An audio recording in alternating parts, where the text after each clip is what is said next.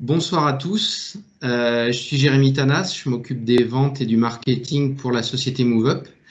Je suis très heureux d'organiser ce troisième webinar ce soir autour de la gamme ISA et je suis très heureux de représenter la société MoveUp également. Je vais être accompagné ce soir de deux Shoulder Friends, le professeur Nicolas Bonnevial du CHU de Toulouse qui modérera cette session et le docteur David Gallinet de la clinique Saint-Vincent à Besançon qui sera notre premier orateur. Et le docteur Guillaume Villatte, PH au CHU de Clermont-Ferrand, les accompagnera pour vous commenter une relive d'une pose d'ISA-fracture en chirurgie qui a été réalisée à Lyon. Voilà, donc je vous demanderai juste de penser tous à bien éteindre vos caméras, s'il vous plaît. Et puis je vais passer la parole à Nicolas Bonnevial qui va donc lancer le sujet sur la traumatologie et la prothèse d'épaule. Merci Jérémy, je vous laisse lancer ma présentation. Donc merci à tous ces orateurs d'être présents et de nous proposer ce webinar que l'on partage avec vous. Je voulais juste recadrer un petit peu le débat et au sujet des indications de prothèse totale d'épaule inversée. Bien sûr, la plupart d'entre vous les connaissent. Mais je pensais important de bien préciser les choses. Next. Donc, vous savez que les fractures de l'humérus proximal représentent à peu près 5% des fractures que l'on rencontre. Et bien évidemment, nous allons parler des fractures déplacées qui justifient un traitement chirurgical et en particulier celles qui sont complexes. Next. Puisqu'elles vont en particulier occasionner la mise en place d'arthroplastie anatomique ou inversée. Next. Si l'on revient sur les travaux du symposium de la SOFCOT, nous avions comparé dans les fractures complexes les résultats des hémiarthroplasties et des prothèses inversées. Et vous allez voir sur ces courbes où l'on représente en noir le résultat des hémiarthroplasties et en rouge les prothèses totales inversées, que l'on a deux courbes bien différentes, next, où l'on voit apparaître ici le résultat des hémiarthroplasties avec parfois d'excellents résultats, mais malheureusement beaucoup de résultats moyens, next, et ici les prothèses totales d'épaule inversées avec finalement une courbe plus homogène et plus centrée sur un résultat reproductible, next. Et l'on voit également en parallèle de cela la tendance générale en France qui était ici, c'est une photo que nous avions prise des pratiques en 2014 et l'on constate bien l'évolution quand on parle de prothèses d'épaule après fracture vers des prothèses totales d'épaule inversées au détriment de l'hémiarthroplastie et en parallèle de cela les ostéosynthèses qui ont gagné finalement toujours pareil sur cette hémiarthroplastie dont les indications tendent à être réduites d'année en année. Next. Donc, seulement pour résumer la situation, quand on fait face à une fracture de l'extrémité supérieure de l'humérus, next, on voit deux situations, soit la fracture est non déplacée, et il y a bien sûr largement la place pour un traitement orthopédique conservateur, une immobilisation. En parallèle de cela, il y a les fractures déplacées, pour lesquelles il y a deux situations, les fractures dites simples, de part, que l'on va bien sûr traiter par une ostéosynthèse, et puis les fractures 3 à 4 parts, pour lesquelles se pose bien sûr la question des comorbidités, de l'âge du patient, de la qualité osseuse, et qui va probablement faire débat dans cette présentation, mais d'une manière générale dans vos pratiques. Soit le patient est bien sûr trop âgé et finalement ne pourrait pas bénéficier d'une chirurgie, et l'on va rester orienté vers un traitement conservateur, de raison, on va dire. Soit, à l'inverse, le patient est particulièrement jeune et l'on va s'orienter vers des ostéosynthèses. Et aujourd'hui, la place des ostéosynthèses s'est améliorée par la qualité des matériaux, des systèmes proposés. Et puis enfin, restent effectivement les prothèses pour lesquelles, next, l'on va proposer plus vraisemblablement une prothèse totale d'épaule inversée au détriment de l'hémiarthroplastie qui, encore une fois, tend à être réduite quant à ces indications. Next. Donc, à partir de cette base de raisonnement et d'indications, je vais laisser la parole à David qui va vous parler plus spécifiquement d'un certain nombre de travaux qu'il a menés par lui-même, mais qui ont été aussi les travaux des sociétés savantes concernant les résultats des hémiarthroplasties, les objectifs, atteindre les résultats des prothèses inversées, bien évidemment, mais aussi les objectifs à atteindre d'un point de vue technique. Alors, est-ce que c'est bon? Vous avez Jérémy, la présentation est partie? Oui, c'est tout bon en plein écran. C'est parfait. Ok, parfait. Donc, merci, c'est toujours un plaisir de se retrouver, même si pour l'instant c'est en virtuel. On espère tous que ça sera en présentiel le plus rapidement possible, mais c'est quand même un plaisir de pouvoir partager ça tous ensemble. Alors, comme l'a dit Nicolas, quand le traitement fonctionnel ou l'ostéosynthèse sont dépassés, c'est là que l'arthroplastie trouve toute sa place, et c'est NIR qui a développé ce concept avec une ostéosynthèse des tubérosités autour d'une hémiarthroplastie. Ce traitement a été le gold standard pendant des décennies, mais malheureusement, on a observé souvent une difficulté à obtenir la fixation et surtout la consolidation des tubérosités autour de cette hémiarthroplastie, notamment chez les sujets âgés avec un os ostéoporotique, pouvant aboutir à des catastrophes fonctionnelles. En parallèle, à partir des années 90, le professeur Gramont a développé la prothèse inversée qui fonctionne sur la seule valeur du deltoïde, ce qui permet de s'affranchir des problèmes de coiffe. Et c'est donc tout naturellement que des chirurgiens ont essayé cette prothèse inversée dans le cadre des fractures, puisque les tubérosités étaient le problème dans les hémiarthroplasties. La première publication apparue date de 2006 par Jean-François Cazeneuve dans la revue de chirurgie orthopédique. Et depuis, étant donné les premiers résultats encourageants, elle a été de plus en plus utilisée depuis 15 ans, réduisant très nettement la part de l'hémiarthroplastie. Aux États-Unis, par exemple, en 2009, la prothèse inversée fracture représentait 4,5% des poses et en 2016, elle représente 67% des poses. On voit bien l'effondrement de l'hémiarthroplastie. Alors pourquoi cette prothèse inversée a pris le dessus? Alors il y a de nombreuses études dans la littérature, j'en dénombre à peu près 120 au mois de décembre 2020 et on voit que c'est exponentiel d'année en année. Malheureusement, le nombre de cas est souvent insuffisant et le recul moyen est souvent inférieur à 5 ans. Alors pour présenter les résultats, je me suis basé sur le symposium de la Sofcode 2016. Alors même si c'est une étude rétrospective de niveau 4, elle a quand même permis d'inclure 898 patients, dont 422 revues et surtout 120 avec un recul supérieur à 5 ans, ce qui en fait de loin la plus grosse série de la littérature et surtout avec le plus gros recul. Alors la première chose, c'est important de savoir qu'il n'y a pas de surmortalité. La fracture de l'extrémité supérieure de l'humérus, ce n'est pas la fracture du col du fémur. Il y a 73% de survie de nos patients à 5 ans versus 38% pour la fracture du col fémoral. Cela veut dire donc que les patients à qui on va mettre une prothèse inversée vont continuer à vivre longtemps avec leur prothèse. Il faut donc leur assurer un bon résultat d'emblée.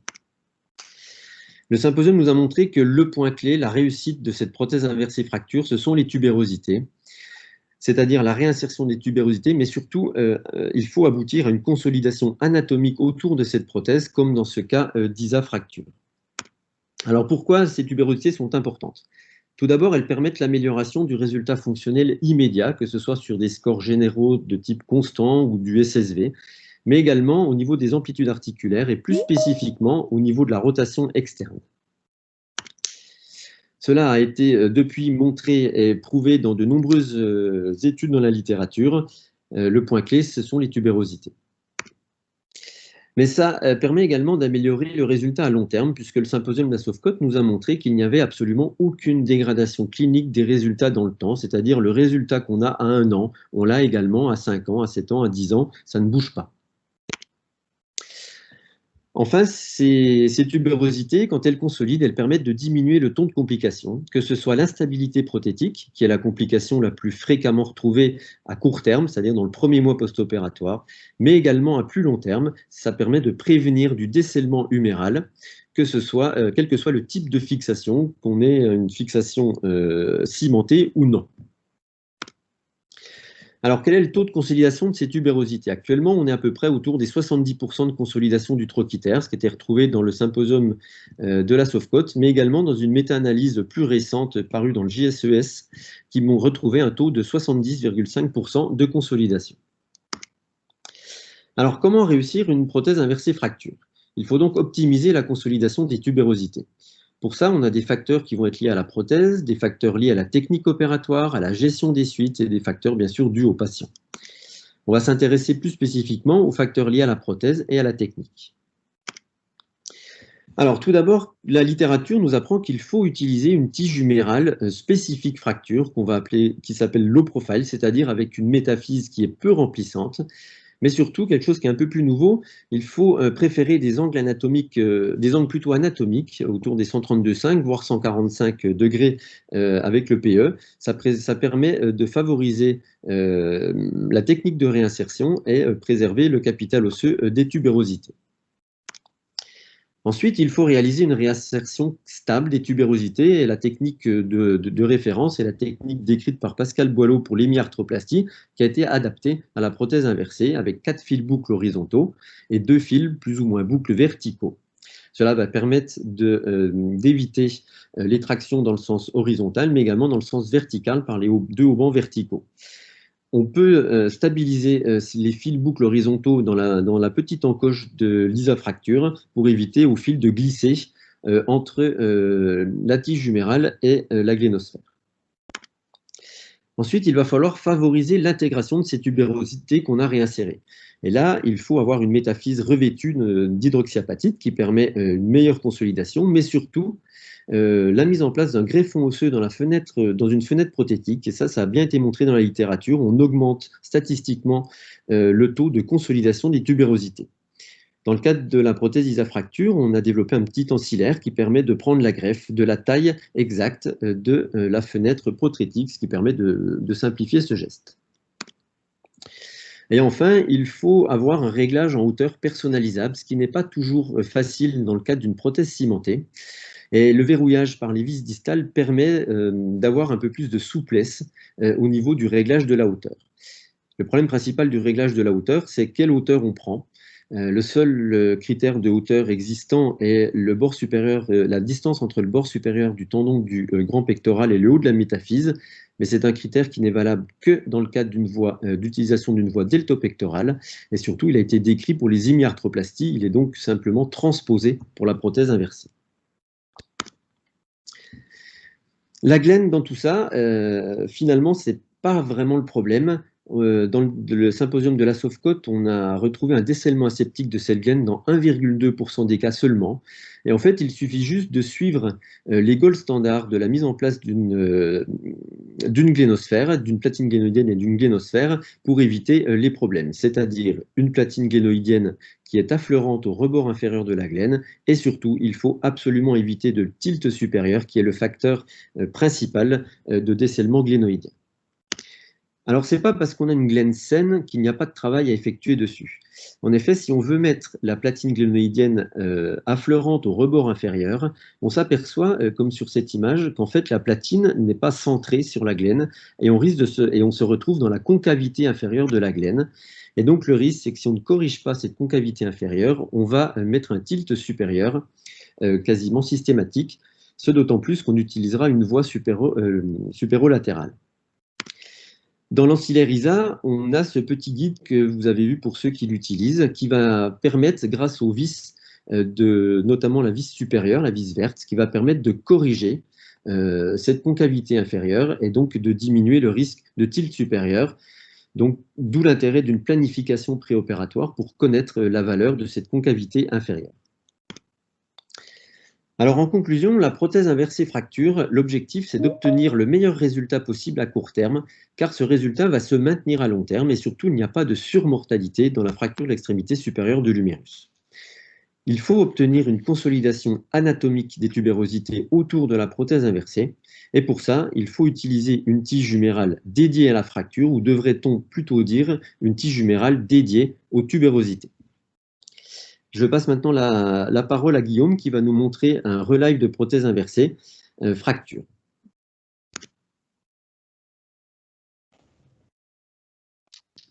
Bonjour à tous. Donc, je vais vous présenter une vidéo de chirurgie d'ISA-fracture. Je remercie la société MoveUp et les Schuldler Friends de m'avoir sollicité pour discuter de prothèses et notamment inversées dans l'indication fracturaire et notamment donc de cette prothèse ISA-fracture MoveUp. Alors, Je vais présenter la vidéo du docteur Chiellet de Lyon, qui nous a fait une très belle vidéo d'une pose de fracture, avec en premier lieu donc la présentation du cas. Hein, c'est un cas classique, je dirais, idéal de prothèse inversée fracture. Une patiente, donc une femme de 78 ans, avec très peu d'antécédents, principalement une ostéoporose qu'on peut voir sur cette radiographie, et qui va présenter à la suite d'une chute mécanique, une fracture 4 parts selon NIR, déplacée, avec de la comminution, un os qui paraît porotique, donc une indication théorique d'ostéosynthèse assez complexe, et pour laquelle on sait aujourd'hui que les résultats sont meilleurs si on va traiter avec une prothèse inversée. On voit aussi une glène qui, même si la radiographie n'est pas parfaitement de face, paraît pas dégénérative, ou en tout cas avec un stock osseux qui ne présente pas de risque pour envisager l'implantation d'une prothèse inversée. Cette chirurgie peut se faire par deux voies d'abord, hein, classiquement soit supéro-externe transdeltoïdienne ou deltopectorale. Donc dans ce cas de vidéo, c'est ce qui est présenté ici. Une voie d'abord deltopectorale, donc on doit d'abord aller sur cette extrémité supérieure de l'humérus, puis séparer les deux tubérosités, trochin et trochitaire, et enlever la calotte humérale. Comme l'a dit David, hein, cette prothèse inversée fracture, c'est pas une prothèse inversée simple, c'est une prothèse inversée fracture. Et qui dit fracture dit que il y a un gros temps, et qui va être le temps majeur de la réussite de cette chirurgie, qui va être l'ostéosynthèse des tubérosités sur la tige humérale et la diaphyse. Donc, dans une voie d'abord deltopectorale, le premier temps va être d'aller chercher le trochitaire, hein, qui va être en arrière, postérieur dans cette voie d'abord, très, très en arrière. Il va falloir aller le chercher, ce trochitaire, et passer déjà deux fils de suture, donc deux fils bouclés, un à la partie supérieure et un à la partie basse, horizontaux du trochitaire, qui vont être la première attache, je dirais, de cette ostéosynthèse des tubérosités décrite par le professeur Boileau il y a quelques années. Le deuxième temps va être le temps huméral. Relativement simple, on va utiliser un allésoir de taille croissante, un allésoir manuel, pour aller travailler la diaphyse. Donc on doit rimer le fût huméral jusqu'à obtenir un contact sur les corticales avec cet allésoir, mais on doit pouvoir tourner l'allésoir. Il ne faut pas que l'allésoir soit bloqué dans les corticales, sinon ça veut dire qu'on est sur une taille trop importante, un diamètre trop important. Donc on doit pouvoir tourner l'allésoir jusqu'à une profondeur de la taille de la prothèse, donc ici environ 120 mm par rapport au sommet de la prothèse. On peut réaliser ce temps optionnel, qui est d'essayer une prothèse d'essai à la taille déterminée, donc pour une tige non cimentée comme dans cette présentation, donc taille pour taille par rapport à l'allésoir, pour vérifier que la prothèse se met bien en position, à peu près à la bonne hauteur, à peu près dans la bonne rétroversion, pour déjà pas avoir de mauvaise surprise en fin d'intervention. Le deuxième temps va être donc le temps glénoïdien. L'exposition glénoïdienne dans les fractures est en général relativement aisée, parce que on n'a pas les tubérosités qui gênent, et il y a peu de déformation glénoïdienne. Donc il faut pouvoir dans un premier temps placer des écarteurs en avant et en arrière de la glène, puis dégager le labrum et les parties molles, la capsule, en avant et en bas, afin de pouvoir parfaitement visualiser la partie basse de la glène. Dans ce cas où il y avait beaucoup de cartilage, il a été réséqué à la curette afin d'obtenir une bonne vision de la glène. L'ancillaire Move-Up propose donc un viseur, ce qui est extrêmement intéressant, un viseur qui va permettre de régler exactement la version et l'inclinaison de la broche guide qui va guider tout le travail de la glène. Il est fait donc en forme de trèfle qui va correspondre à l'encombrement de la platine glénoïdienne de 26 mm, et il a 4 vis. Chaque tour de vis correspond à 2 degrés d'inclinaison. Donc on va pouvoir régler la version et l'inclinaison de l'implant. On a dit peu de déformation arthrosique sur ces fractures en général, donc pas tellement besoin de travailler en antéro-postérieur, mais par contre il va falloir donner du tilt inférieur si on veut obtenir un bon résultat. 0 à 10 degrés de tilt inférieur, surtout pas de tilt supérieur. Donc typiquement dans cet exemple, il faut tourner la vis verte de plusieurs tours pour pouvoir incliner en inférieur cette broche. La broche est mise au moteur, plutôt à la partie basse de la glène. Il faut qu'on soit affleurant au bord inférieur de la glène. Puis à partir de là, on va travailler la glène, la nettoyer et la fraiser. Première étape, c'est un fraisage motorisé avec cette fraise qui est ajourée au niveau d'une de ces parties qui va permettre donc de l'introduire assez facilement directement sans le manche du moteur pour rentrer sur la glaine sans difficulté et sans être gêné. Et après, directement, on vient poser le manche motorisé pour rimer. Alors la profondeur de nettoyage, elle doit être prudente, hein. Il faut nettoyer le cartilage et un petit peu l'os sous-chondral, mais juste le faire saigner un tout petit peu. Il ne faut pas aller chercher trop loin parce qu'il faut préserver de l'os solide et du stock osseux pour la glaine. Donc il faut juste que ça soit saignant et puis souvent ça va être saignant plutôt à la partie basse parce que c'est cette partie qu'on va nettoyer le plus pour donner le tilt. Deuxième étape, un nettoyage périphérique, manuel, pour enlever tout ce qui peut déborder et gêner, je dirais, la mise en place de la glénosphère. Troisième étape du temps glénoïdien, le plot central. Alors ça va dépendre du modèle de platine qu'on utilise, mais typiquement on a besoin d'un modèle standard, donc un plot central press fit relativement court. Donc dans cet exemple, c'est un plot qui fait 10 mm de diamètre, 15 mm de longueur, et la platine a 4 vis périphériques qui vont permettre de stabiliser l'ensemble. Une fois que le plot central est fait, on va pouvoir prendre le préhenseur de platine glénoïdienne et le fixer sur cette platine. Donc les platines Move-Up sont revêtues d'un revêtement en titane poreux et le plot va être un peu plus gros que le trou qui a été réalisé afin d'obtenir un press fit très important dès le départ. Donc il faut l'impacter, je dirais gentiment, hein. Il ne faut pas forcer trop d'un coup, hein, parce que le risque c'est toujours la fracture de la glaine, ce qui après est beaucoup plus compliqué à gérer. Donc une fois qu'on l'a impactée, elle tient en bonne position toute seule la plupart du temps et les vis ne vont être que un renfort au maintien de cette platine glénoïdienne. Donc 4 vis, les trous de la platine peuvent recevoir des vis verrouillées ou des vis corticales standards pour la compression. Donc on peut les placer au choix. Donc dans cet exemple, le chirurgien a choisi de placer les 2 vis en compression en haut et en bas. Donc la première vis en haut est plutôt orientée légèrement en haut et légèrement en avant vers le pied de la coracoïde, alors que la vis du bas va être plutôt légèrement en bas et en arrière dans l'écaille de la scapula, et les 2 vis antéro-postérieures parallèles au plot, légèrement convergentes. C'est des vis qui vont être en général de taille entre 20 et 35 mm. Il ne faut pas qu'elles soient trop longues parce que si elles dépassent, elles peuvent notamment pour la vis proximale irriter le nerf suprascapulaire. Une fois qu'on a déjà mis les 2 vis en compression, c'est les 2 premières vis, pour finir de plaquer la platine sur la glaine, on a déjà en général une très bonne tenue et on peut voir déjà un peu la scapula qui peut tourner, ce qui donne bien un peu déjà une idée de la tenue qu'on a de cette platine glénoïdienne sur la glaine. Les 2 vis de verrouillage ne vont faire que finir de solidariser l'ensemble avec la scapula. Une fois cette étape faite, on passe à la mise en place de la glénosphère. Typiquement, en termes de taille, chez une femme, ça va être souvent du 36, parfois du 39, chez un homme, plutôt du 39, voire de temps en temps du 42 en termes de diamètre. Et là, il va falloir servir la vis comme un bras de levier pour aller rentrer dans l'orifice de la platine. Une fois qu'on est rentré dans cet orifice de la platine, il faut réaliser une impaction avec un impacteur, pas sur la vis, afin d'impacter ce code Morse. Puis, on va finir par visser cette vis jusqu'à l'entendre, je dirais, couiner, qui est un bon signe. Il faut s'arrêter tout de suite quand ça couine, c'est qu'on a atteint le point idéal. Le temps glénoïdien est terminé et donc correspond à un temps glénoïdien tout à fait classique de prothèse inversée, même non fracture.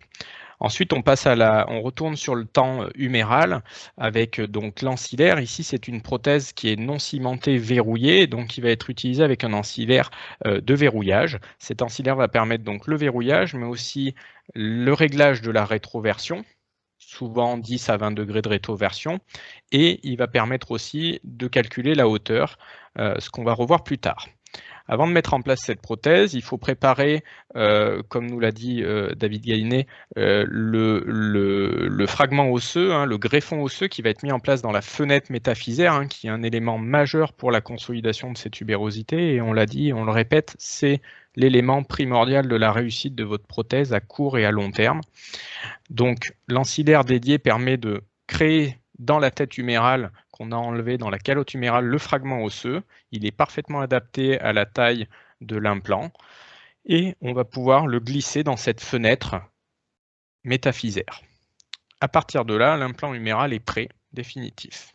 Avant de l'insérer dans le fût fémoral, il faut passer le fil de haubanage de l'ostéosynthèse des tubérosités, donc ce fil vertical qui va être donc fixé au niveau de la diaphyse à partir de 2 trous réalisés à la mèche 2,5 ou 3,2 dans la diaphyse. Donc on passe au moins un fil boucle, parfois on peut passer 2 fils, mais avec un fil boucle métrique 7, comme pour les tubérosités où on en met donc 2 sur le trochiter, 2 sur le trochin, on est suffisamment solide.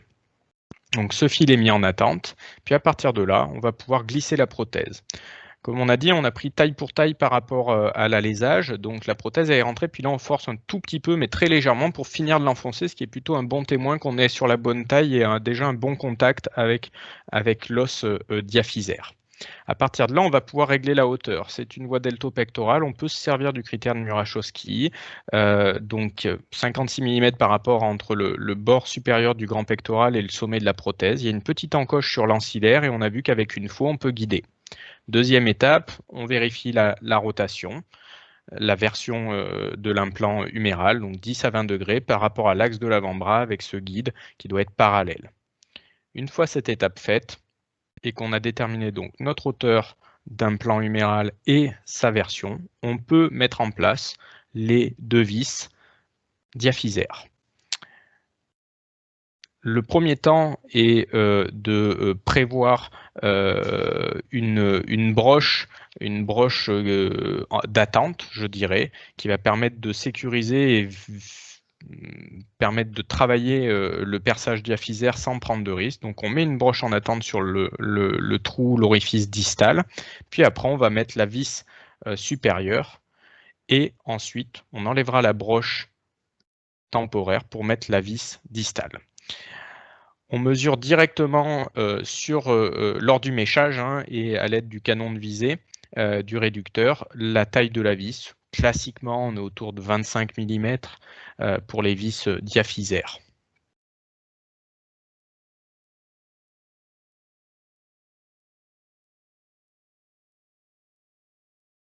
Donc il faut vraiment visser jusqu'à la limite. Il y a un marqueur laser sur le tournevis et il ne faut pas se faire avoir que le canon de visée soit ressorti à cause des parties molles. Donc il faut bien l'appliquer. Ça peut être une erreur qui arrive de temps en temps et donc bien faire attention à ce point parce que sinon la vis ne va pas prendre les 2 corticales et donc on va perdre en efficacité d'un point de vue mécanique.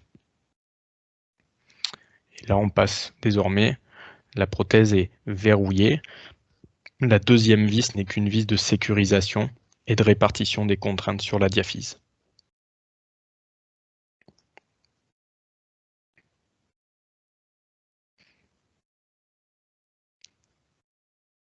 Donc là, l'introduction de la deuxième vis.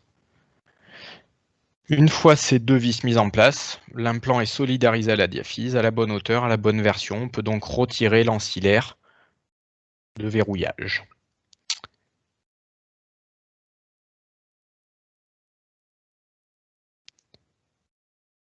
On va ensuite passer à l'étape des essais des polyéthylènes. Donc il en existe de 3 hauteurs qui vont permettre, en fonction de la taille de la sphère, de déterminer le bon implant. On prend l'implant définitif une fois qu'il a été décidé. Il va être fixé sur l'implant huméral par un cône Morse, donc avec une impaction. Et cet insert en polyéthylène a une inclinaison de 12,5 degrés, donc avec les 132,5 degrés de la tige, on arrive à 145 degrés, ce qui est un élément favorable pour préserver ou en tout cas diminuer le risque de notching.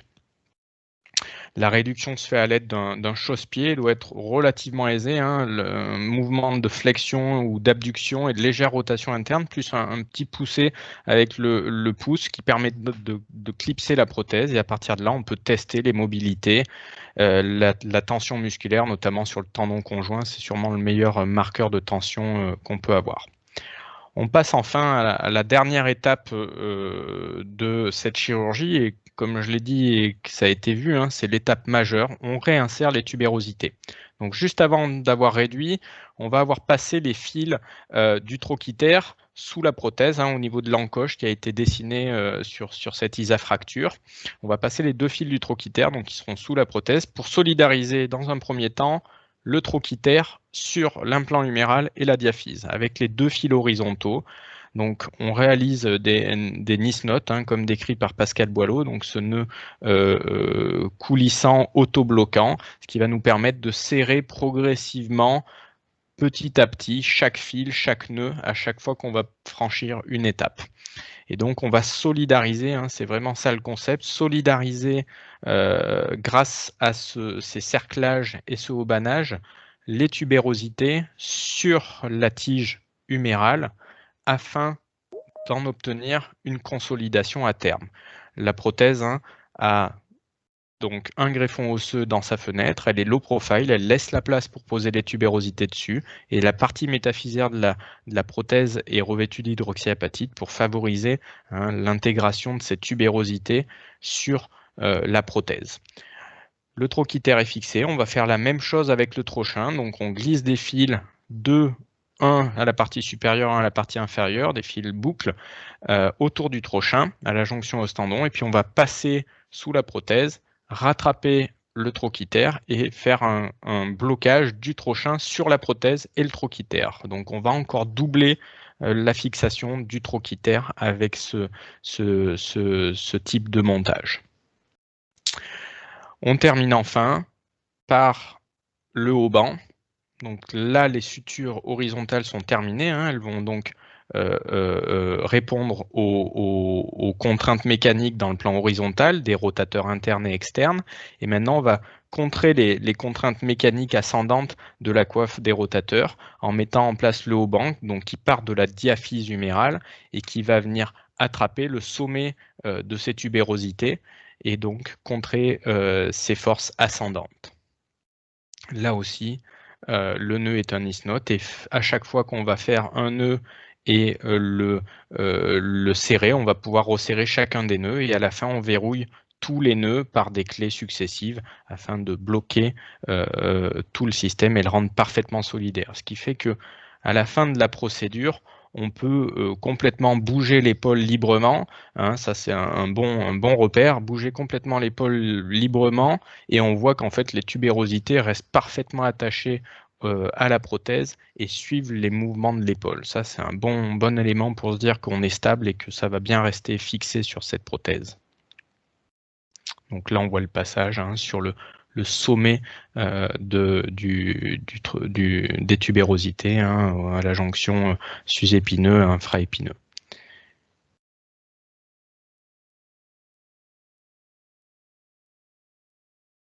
Et donc la réalisation du dernier Nice note du hauban vertical sur les 2 autres.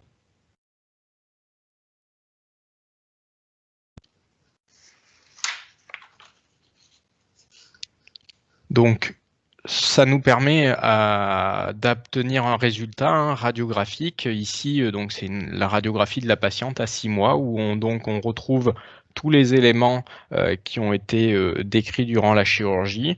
Une glène qui est positionnée à la partie basse de la glène osseuse, hein, la platine est à la partie basse. C'est une glénosphère excentrée, donc on déborde, on élimine le risque de notching, ou en tout cas on le diminue. La prothèse est tiltée vers le bas. Au niveau huméral, on a retrouvé une hauteur qui semble correcte par rapport au niveau fracturaire au niveau de l'éperon, légèrement au-dessus. Les tubérosités sont réinsérées et toujours fixées sur la prothèse et elles ont consolidé. Les 2 vis sont en place. Ce qui a permis d'obtenir à 6 mois un résultat de constant d'environ 67, un SSV à 80 et des mobilités actives de l'ordre de 140, 40 L3. Je vous remercie. Merci beaucoup à tous les deux pour ces excellentes présentations avec ces ingrédients théoriques que nous a distillé David et puis cette réalisation pratique décrites par Guillaume. Dans l'attente de quelques questions parmi ceux qui sont encore présents et qui nous écoutent, on peut répondre tout à fait à vos questions. Je me suis posé la question, moi qui étais un habitué à cimenter les implants, si cette tige pouvait être cimentée. Alors, David, en tant que concepteur, tu veux commencer à peut-être discuter et moi je pourrais reprendre la suite des commentaires? Alors oui, cette prothèse, elle a été conçue pour être posée sans ciment à la base, mais avec un concept de verrouillage. Alors le concept de verrouillage est un peu nouveau, entre guillemets. Il y a déjà des implants qui existent verrouillés, mais c'est vrai que ce n'est pas la majorité. Donc pour ceux qui n'ont pas forcément envie de verrouiller et qui sont plus adeptes du ciment, c'est tout à fait possible de la cimenter. Simplement, il faut bien cimenter que la tige, il ne faut pas trop remonter sur la métaphyse, parce que sinon le ciment va empêcher la consolidation des tubérosités. Le principal souci, c'est les trous de verrouillage, donc il faut absolument les boucher, parce que sinon, s'il y a un souci X ou Y, notamment infectieux, qu'il faut aller retirer la tige, si le ciment est passé dans les trous de verrouillage, ça risque d'être inenlevable, donc il faut bien les boucher. Alors pour les boucher, on peut mettre des petits bouchons d'os qu'on prendra dans la tête humérale, ça c'est possible. Et sinon, on peut aussi mettre de la cire à os que tout le monde a dans son bloc, qui est plus facile à mettre dans les trous de verrouillage et qui permet d'empêcher au ciment de passer dedans. Voilà. Après, que ce soit des vis ou du ciment, pour l'instant, dans la littérature, très sincèrement, il n'y a pas une technique qui est meilleure que l'autre, puisqu'en fait, le problème, il se situe au niveau des tubérosités. C'est-à-dire, si on n'a pas de consolidation des tubérosités en haut, on va se retrouver avec la prothèse dans un cylindre, en fait, et avec le temps et les micro-mouvements, de toute façon, ça va se déceler, quel que soit le mode de fixation. Donc, c'est vraiment la reconstruction de la métaphyse qui permet d'avoir une longévité des implants, quel que soit le mode de fixation de la tige. Mais voilà, pour répondre à la question du ciment, ceux qui veulent cimenter, c'est tout à fait possible de cimenter, mais il faut boucher les trous. Par rapport au verrouillage, j'imagine que certains qui ont encore la crainte de verrouiller voient le risque aussi de fractures périprothétiques à la mise en place ou en post-opératoire dans les mois qui suivent. Alors, ça, c'est un concept qui est venu des prothèses de hanche. Hein. Au début, on a cimenté toutes ces prothèses de hanche, puis après, on a commencé à faire du sans ciment, on a vu des fractures. Sur l'humérus, la discussion n'est pas tout à fait la même. Il y a moins de contraintes sur un humérus. Hein. On n'a pas les contraintes du poids du corps. Et en fait, on se rend compte que si effectivement on a et qu'on obtient cette consolidation au niveau des tubérosités, la diaphyse n'est là que pour initialement gérer les problèmes de hauteur et contrer les problèmes de rotation le temps de la consolidation. Mais après, il y a extrêmement peu de contraintes qui s'exercent dans cette zone. Ce qui fait que pour voir l'utilisation d'une prothèse verrouillée dans un CHU, on a une série en cours de 120 prothèses avec un an de recul où on a 0 fracture durant la première année au niveau huméral. Donc le verrouillage est quelque chose aujourd'hui qui est quand même relativement sécurisé, mais les pubis effectivement manquent encore un peu, mais elles vont venir avec le temps.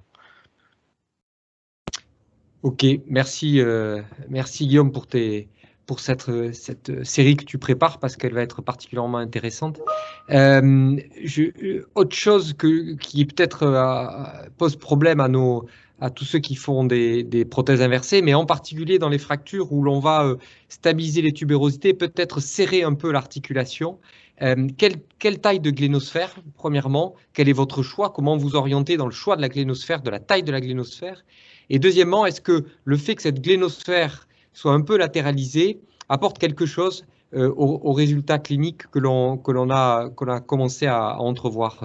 La question est pour David, et puis évidemment Guillaume, également tu peux apporter ta réponse. Alors la latéralisation des prothèses inversées, c'est très en vogue en ce moment, mais pour les prothèses inversées, on va dire dans les indications plus classique, même si la prothèse inversée fracture maintenant est classique, mais dans les omarthroses excentrées, rupture massive de coiffe, les autres indications, effectivement pour favoriser les rotations en retendant un petit peu la coiffe postérieure et la coiffe antérieure. je suis pas du tout sûr qu'on puisse remettre ce concept à la fracture, puisque le problème, c'est quand même la consolidation des tubérosités. On en revient toujours aux mêmes paramètres.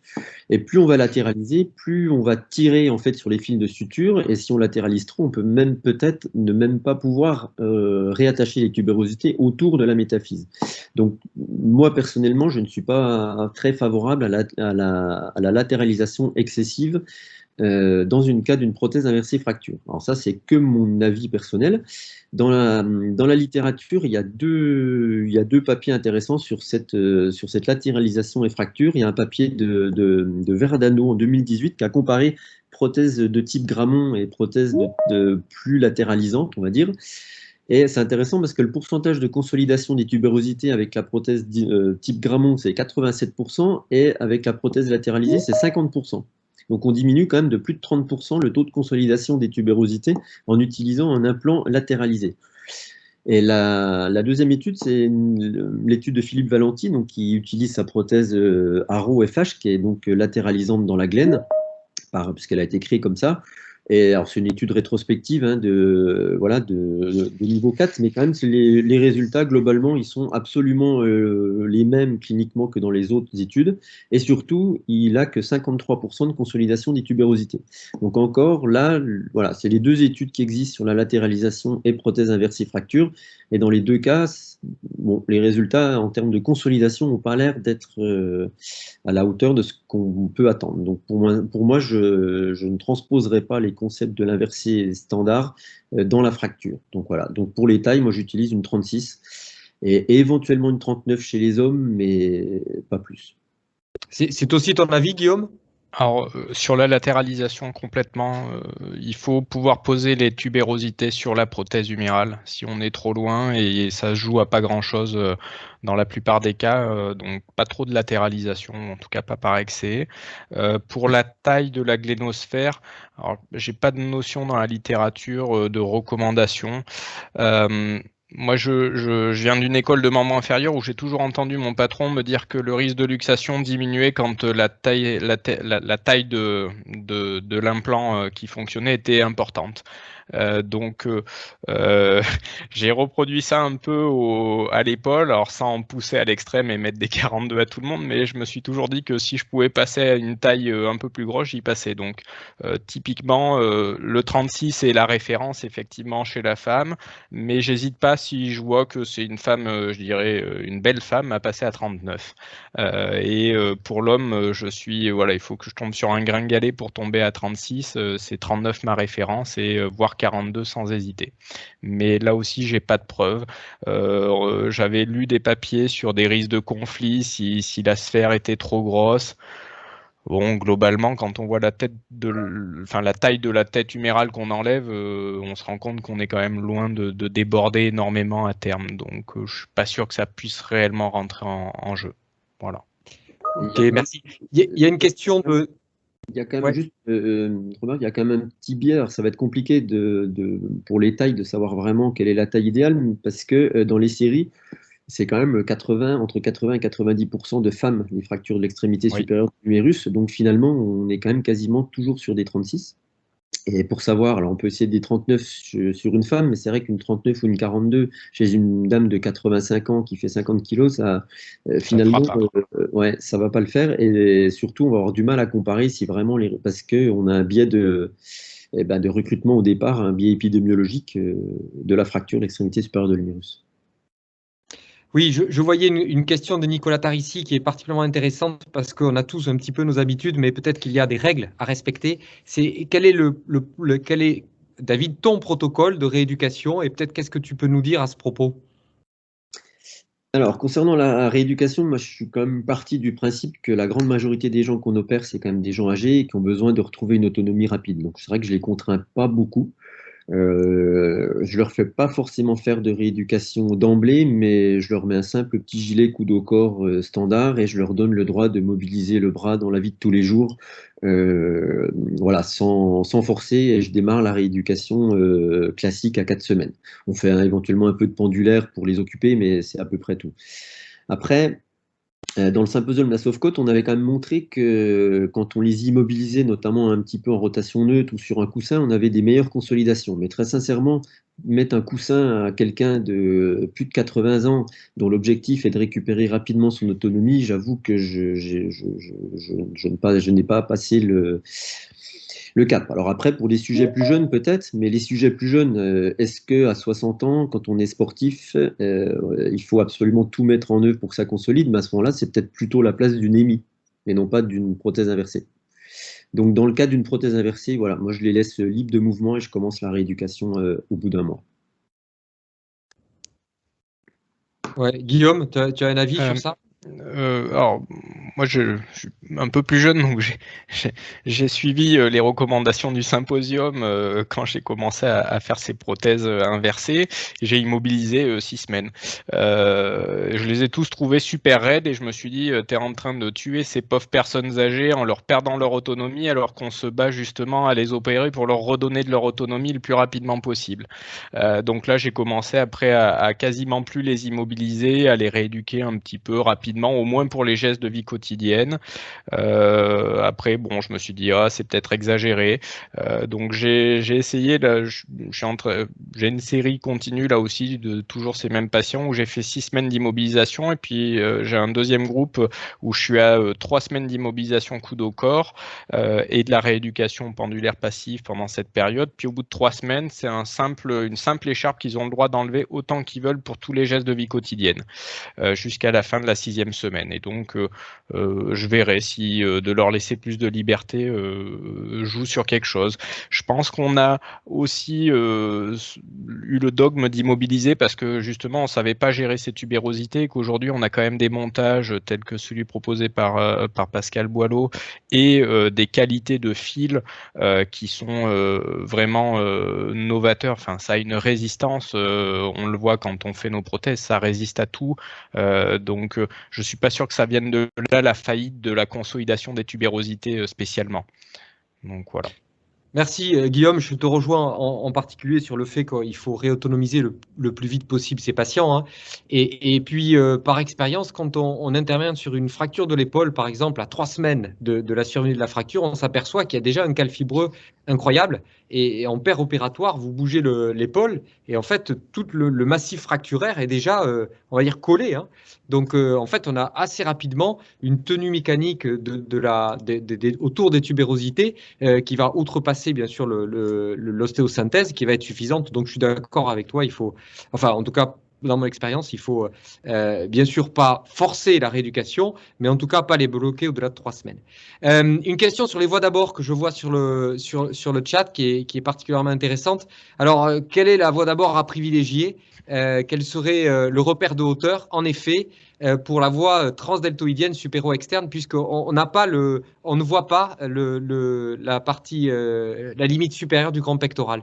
Guillaume, tu as la réponse? Alors, quelle voie d'abord choisir, supéro-externe ou delto-pectoral? À ma connaissance, il n'y a pas de, dans la fracture, en tout cas, il n'y a pas d'études à l'heure actuelle dans la littérature, dans la fracture prothétique, il n'y a pas d'études prospectives randomisées.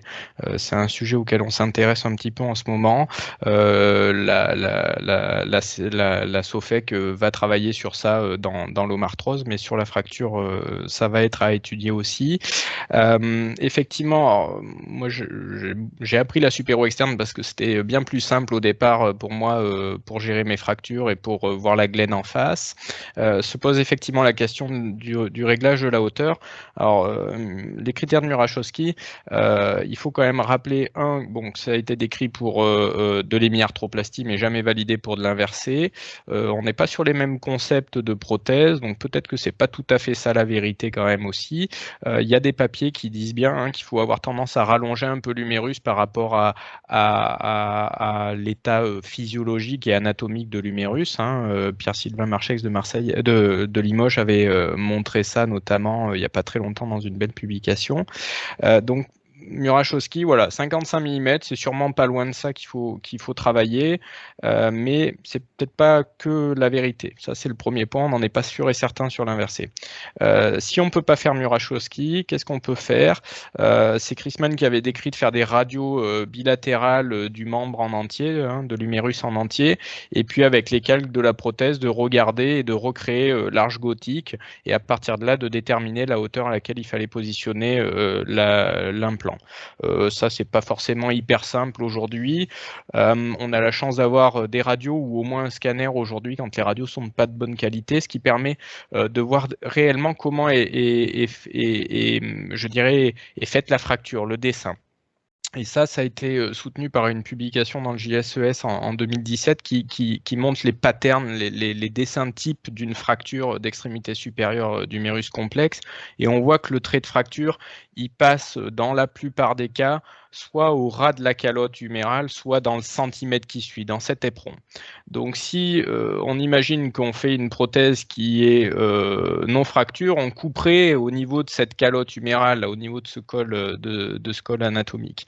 Donc ça veut dire qu'il faut retrouver à peu près ce niveau-là. Donc moi, mon idée quand je suis en supérolatéral, c'est de bien analyser mes radios et mes imageries préopératoires et de me dire, ok, ma fracture est au ras de la calotte. Quand j'ouvre et que j'enlève ma calotte, je vois si ça confirme ça. Et à ce moment-là, je me pose pile poil, mon bord interne de prothèse va se poser pile poil à cette hauteur. Si par contre je vois que c'est communitif ou qu'il me manque l'éperon qui est parti, et ben à ce moment-là, je sais qu'il faut que j'ai tendance à suspendre un petit peu ma prothèse de 5-10 mm par rapport au siège de la fracture qui est plus bas, donc plus diaphysaire. Voilà un petit peu des repères, je dirais, pour pas être trop loin de la vérité et pouvoir poser ces implants. Oui, je fais exactement pareil, Guillaume. En fait, je regarde où est-ce que la prothèse va atterrir, en quelque sorte. Et puis, si c'est en général, en effet, c'est au col anatomique, au ras de l'éperon médial. Quand il y a une petite fragment d'éperon médial qui est parti avec la tête, bien, je surélève un peu, éventuellement, pour me retrouver à peu près dans les mêmes conditions. Je fais exactement comme toi. Et effectivement, Jérôme, je pense que c'est Jérôme Garret, suggérait qu'effectivement, quand on fait les essais de réduction, on regarde où est la partie inférieure de l'embase humérale et on la positionne au niveau du centre de la glénosphère pour effectivement se dire qu'au moment où on va réduire, on sera pas trop tendu, ou en tout cas on arrivera à réduire, parce que c'est toujours en fait le petit moment de stress au moment de la réduction. Va-t-on arriver à réduire cet implant? Pour les inversées fractures, c'est rarement problématique, mais ça peut l'être en effet sur la chirurgie, on va dire, dégénérative de gléno-humérale. Alors Nicolas, si je peux faire juste une petite remarque, c'est justement le gros intérêt de la prothèse vissée par rapport au ciment. Parce que le ciment, si tu veux suspendre un petit peu ta prothèse, tu es un petit peu embêté quand c'est dans du ciment, parce qu'on est quand même censé appuyer sur la prothèse pour que ça tienne, pour que le ciment puisse bien tenir autour de la prothèse. Et du coup, le réglage en hauteur, si tu veux suspendre un peu ta prothèse, moi j'ai toujours eu des difficultés avec le ciment. Alors que là, c'est vrai que notamment avec la broche qu'on met dans le trou distal, ça permet quand même déjà de pouvoir fixer sa hauteur et de pouvoir la rebouger facilement si on trouve qu'on est trop haut ou trop bas. Et c'est vrai que je trouve que c'est quand même beaucoup plus facile de régler la hauteur, même si bon, on n'a pas de critères objectifs, mais si on veut modifier sa hauteur, je trouve que c'est plus facile justement. Merci David. Nicolas Tarissi posait la question du problème des fils d'ossosuture qui glissent et qui s'interposent. En fait, c'est pour ça que l'implant a une petite encoche qui va caler en zone métaphysaire médiale, qui va venir caler les fils qui vont pouvoir coulisser et normalement qui ne glissent pas et s'interposer et qui ne s'interposent pas entre le polyéthylène et la glénosphère. Alors, la taille de l'encoche, elle a été calculée pour 8 fils, c'est-à-dire la surface de 8 fils. Donc normalement, puisqu'il y a 4 fils boucles, donc normalement les 8 fils tiennent dedans. Et doivent continuer à coulisser. Oui. Très bien, merci à tous les deux. Je regarde un petit peu et je constate qu'il est 19 h. On a à peu près fait le tour des questions. Si vous en avez encore, vous n'hésitez pas à envoyer sur le chat. Jérémy, de ton côté? Écoutez, de mon côté, c'est tout bon. Je pense qu'on a fait le tour des questions. J'en vois pas qui réapparaissent, donc je je pense qu'on peut conclure. Tu veux dire un mot de conclusion, Nicolas? Oui, mais seulement pour remercier tout le monde d'avoir été présent et puis d'avoir nos deux orateurs d'avoir particulièrement pimenté cette discussion avec deux orateurs qui connaissent quand même particulièrement bien la fracture de l'humérus proximal, qui ont une expérience qui se trouvaient très jeunes, mais je pense que nos jeunes font beaucoup de traumatologie et que c'est quand même eux qui en font le plus et que les vieux chirurgiens ne font plus de traumatologie. Et donc, on apprend forcément des jeunes. C'est vrai dans beaucoup de domaines, mais c'est encore plus vrai dans la traumatologie. Voilà. Merci à tous les deux. Merci à Jérémy et à la société MoveUp pour avoir organisé ce troisième webinar. Et puis, on vous souhaite une bonne soirée. Merci beaucoup, Jérémy. Merci, David. Merci, Guillaume.